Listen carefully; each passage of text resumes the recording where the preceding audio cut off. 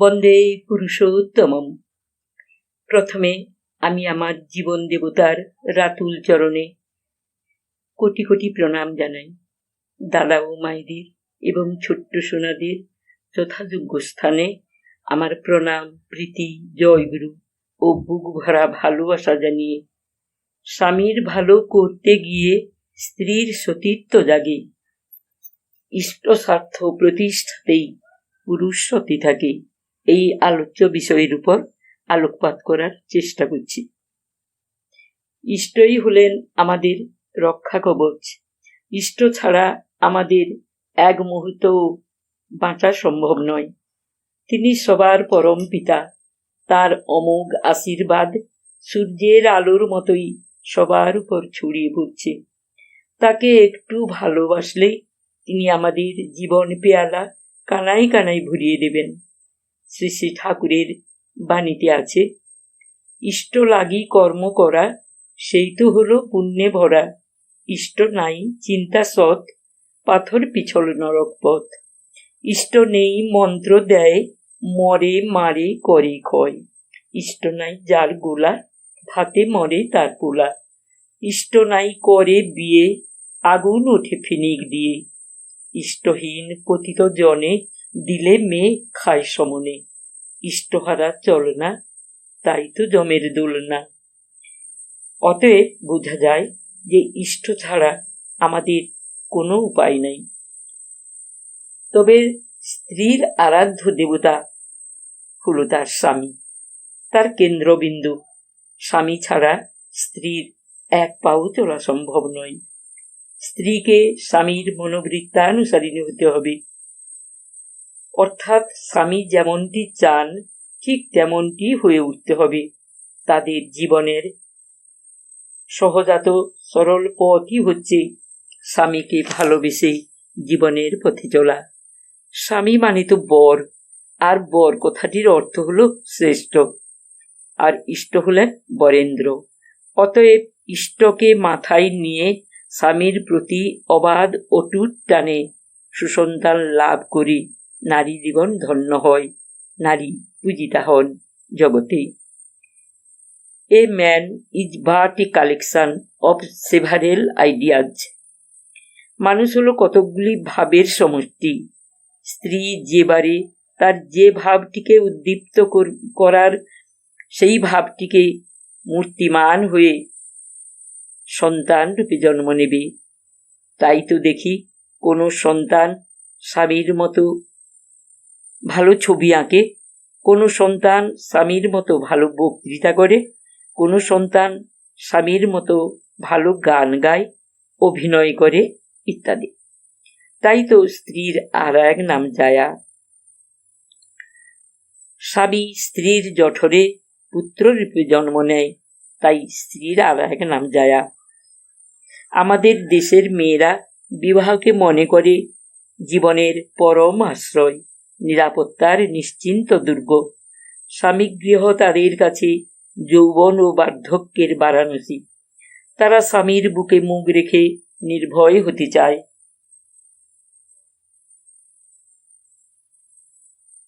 নারীর নীতিতে ঠাকুর বলেছেন, স্বামীকে দেবতা বলিয়া মনে করিবে, আর দেবতা মানে তাই যাহা বা যিনি তোমার চক্ষুর সম্মুখে উজ্জ্বল হইয়া দাঁড়াইয়া মনকে উজ্জ্বল ও উৎফুল্ল করিয়া তুলিতেছেন।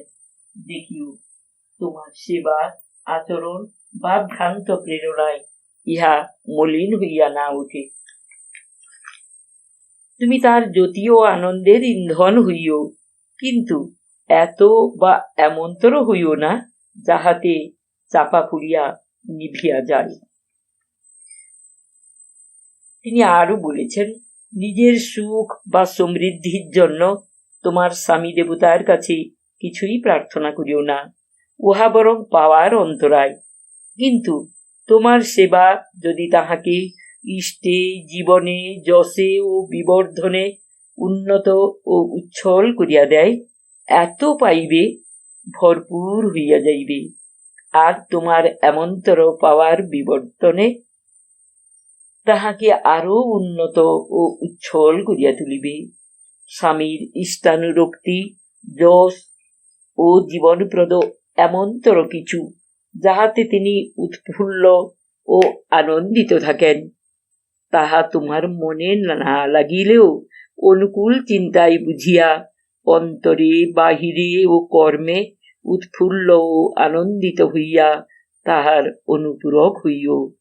স্বাস্থ্য, সুখ ও তৃপ্তি তোমাদিগকে অভিনন্দিত করিবে নিশ্চয়। কোন মা না সুসন্তান চান, কিন্তু চাইলেই তো আর পাওয়া যায় না, করাটাও যে চাই।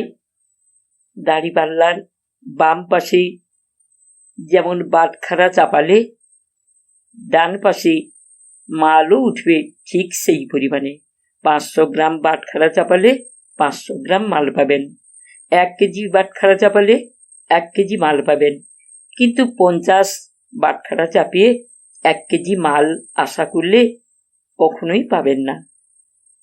এখন সন্তান লাভের ক্ষেত্রে আমরা বাটখারা পাই কোথায়? শ্রী শ্রী ঠাকুর বললেন, বাটখারাটা তোর নিজের মধ্যেই আছে রে মা। তা হলো স্বামীর প্রতি শ্রদ্ধা, ভালোবাসা, অনুরাগ, অগাধ অটুট টান। তার জ্বলন্ত উদাহরণ হিরণ্যকশিপু ও কয়াধু। দৈত্যরাজ হিরণ্যকশিপু প্রবল প্রবৃত্তিপরায়ণ, নাস্তিক। তিনি মন্ত্রী সেনাপতিদের দিয়ে প্রচার করে দিলেন, রাজ্যে যেন কেউ ভগবানের নাম না করে, ভগবান শ্রীকৃষ্ণের নাম না করে, তাহলে সঙ্গে সঙ্গেই তাকে যেন বধ করা হয়। তিনি ভগবান, তাকেই যেন সবাই আজ থেকে পুজো করে। কিন্তু দেখুন, এদিকে তার স্ত্রী কয়াধু কি করছেন? এক বিরাট রাজপ্রাসাদের এক কোণে লুকিয়ে লুকিয়ে চোখের জলে কৃষ্ণ পূজা করছেন আর স্বামীর মঙ্গল কামনা করে চলেছেন। ঠাকুর, আমার স্বামীর সুমতি দাও, আমার স্বামীকে রক্ষা করো। একদিকে ইষ্টপ্রাণা, অপরদিকে পতিপ্রাণা। তাই তো তাঁর কোল আলো করে এলো প্রহল্লাদের মতো কৃষ্ণ ভক্ত, কৃষ্ণ পাগল ছেলে প্রহল্লাদ। অপরদিকে দেখেন, স্বামীর প্রতি বিদ্বেষ, বিতৃষ্ণা, স্বামী পীড়ন, স্বামী নিন্দা থাকলে কি সর্বনাশ হয়। রাক্ষসরাজ রাবণ বিশ্বশ্রবা মুনির ঔরসে নিকষার গর্ভে জন্ম নিয়েছিলেন। বাবা মুনি, মুনির সহজাত সমস্ত গুণাবলী তার মধ্যে আছে, কিন্তু নিকষা প্রবল প্রবৃত্তিপরায়ণা মহিলা। মুনির গুণগুলি সে ধারণায়ও আনতে পারে না। পিতার আদেশে শক্তিশালী পুত্রলাভের জন্য মুনির কাছে এসেছেন।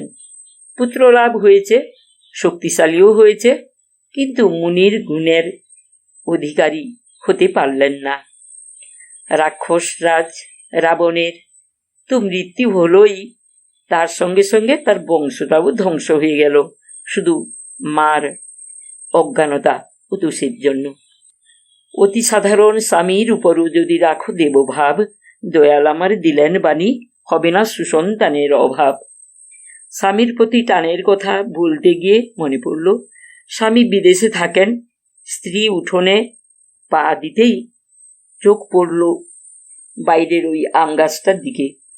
সঙ্গে সঙ্গেই স্ত্রী বলে উঠলেন, তিনি কচি আমের ঝোল খেতে বড় ভালোবাসেন। সে সময় তো তিনি আসতে পারেননি, এখন আমগুলো পেকে উঠেছে, 2 দিন পরে আর থাকবে না। যাই, একটু আমসত্ত্ব বানিয়ে রাখি গে, যখন আসবেন তখন একটু পাতে দিতে পারবো। এই বলে তিনি ডান হাতে আমসত্ত্ব বানাচ্ছেন আর বাম হাতে চোখের জল ও সর্দি মুছছেন। গাইটার দিকে চোখ পড়ল, সঙ্গে সঙ্গেই বলে উঠলেন, গাইটাকে তিনি কত ভালোবাসতেন, তার অভাবে কতই না রোগা হয়ে গেছে গাইটা। যাই, গাইটার জন্য 2টো ঘাস কেটে আনি। প্রতিবেশিনী এসে বলছেন, বাহ, কি সুন্দর হয়েছে তোমার ছেলেরা দিদি। সঙ্গে সঙ্গে স্ত্রী বলে উঠলেন, একেবারে তার বাবার মতো, যা ধরবে তার ছাড়বে না। দেখো দেখো দিদি, আঙ্গুলগুলো ঠিক তার বাপের মতো। যত্র যত্র নেত্র পড়ে তত্র তত্র স্বামী স্ফুরে। সর্বত্রই স্বামীর স্মৃতি। স্বামী তুষ্টে জগৎ তুষ্ট। এই হলো স্বামীর প্রতি টান। স্ত্রী হবে স্বামীমুখী আর স্বামী হবে ইষ্টমুখী।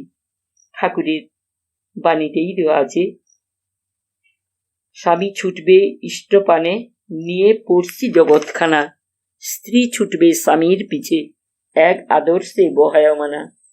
সতীত্ব যার স্বভাব সিদ্ধ, চর্যাপটু মন, জগদ্ধাত্রী মূর্ত মেয়ে, সংসারের জীবন। স্বামীর কি দোষ ধরিস নেমে, বলিস নে তাই খোঁচা দিয়ে, অন্তরে তার তৃপ্তি দিয়ে শুধরে দিবি সব বিনিয়ে। শ্বশুর বাড়ির যে মেয়েদের অগাধ অটুট টান, তারাই তো লক্ষ্মী মেয়ে, সেবা বিপুল প্রাণ। জননী মনমোহিনী দেবী ছিলেন ইষ্টপ্রাণা এবং পতিপ্রাণা, তাই তো তাঁর কোল আলো করে এসেছিলেন আমাদের দয়াল ঠাকুর অনুকূলচন্দ্র। ঠাকুর বলেছেন, মায়েদের ইউনিভার্সিটি হলো তাদের শ্বশুর বাড়ি।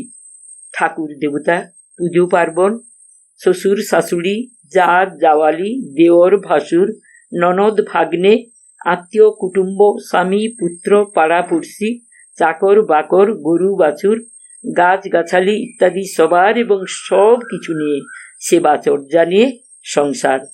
সব দিক তাল সামলিয়ে সবাইকে খুশি রাখা চারটিখানি কথা নয়। আলস্য, বদমেজাজ, হীনমন্যতা বাদ দিয়ে প্রসন্ন চিত্তে গুরুজনদের শিক্ষা শাসন মাথা পেতে নিতে হবে, তবেই তো মেয়েরা পাস করতে পারবে। ঠাকুর বললেন, বড় বউ ছিল বলেই না তোরা আমাকে সবার মাঝে এমন করে পেয়েছিস, নইলে গেছিলাম আর কি। তোরাই তো বুদ্ধি স্বরূপিনী, লক্ষ্মী স্বরূপা, দুর্গতি না আসেনি, দুষ্কৃতি না আসেনি দুর্গা, তাই তো আমাদের এমন কপালে দেখছিস। স্বামীকে ছলে বলে কৌশলে সতের দিকে এগিয়ে দিতে হবে, তবেই না স্ত্রী। এই তো হলো সতী স্ত্রীর প্রথম সাধনা। এই বাণীটিকে কেন্দ্র করে আমি একটা কবিতা লিখেছি। স্বামীর ঝোঁকে নারী ছুটবে, আধার তাহার তত টুটবে, গুণগুলি তার তত ফুটবে, বাড়বে মহিমা। স্বামীর ঝোঁকে ছুটলে নারী শ্রেষ্ঠ ছেলের মা। যে মেয়ে হয় প্রকৃত স্বামী নিষ্ঠাবতী, শ্রেষ্ঠ ছেলের মা সে তো গো, সেই তো হলো সতী। স্বামী প্রতি সশ্রদ্ধ টান, ভক্তি ভালোবাসা, আনবে কোলে লক্ষ্মী ছেলে, এই তো সবার আশা। সৎ ও সুস্থ ভাবে স্বামীকে স্ত্রী করবে উদ্দীপিত, সন্তান হবে সৎ ও সুস্থ, পরম ভক্তিযুত। অতি সাধারণ স্বামীর উপরও যদি রাখো দেব ভাব, দয়াল আমারে দিলেন বাণী, হবে না সুসন্তানের অভাব। স্বামীর দুঃখ কষ্ট ব্যথায় অস্থির হয় প্রাণ, তাঁরই সেবায় দেয় গো ঢেলে দেহ মন প্রাণ। সেই সে নারীর কোলেই আসেন স্বয়ং ভগবান। লক্ষ কাজে ব্যস্ত থেকেও স্বামী সোহাগ ভরে, কোন ফাঁকেতে সময় করে স্বামীর তোয়াজ করে। আলোচনায় সৎকথাটি উদ্দীপনীর অতি, এমনি মেয়ে লভে নিশ্চয় শ্রেষ্ঠ সুসন্ততি। আবার সৎ স্বভাবে পরাণ পাগল, সেই তো রে তোর বর, সব দিকে তোর শ্রেষ্ঠ হলে তারই বরণ কর। ইষ্ট ঝোঁকে ছুটলে পুরুষ, নেই তোর কোনো ভয়, স্বামী স্ত্রীর এই মিলনেই সুসন্তান হয়। পুরুষের জীবনে হাই প্রেষ্ট যদি না থাকে, বৃত্তি অধীন সেই তো পুরুষ কাম ডাইনি ডাকে।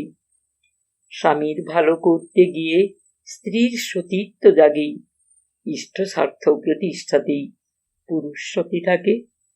তাই পুরুষের মন সদাই যেন ইষ্টপথে রয়, আর স্বামীর ঝুঁকে ছুটাই নারীর আসল পরিচয়।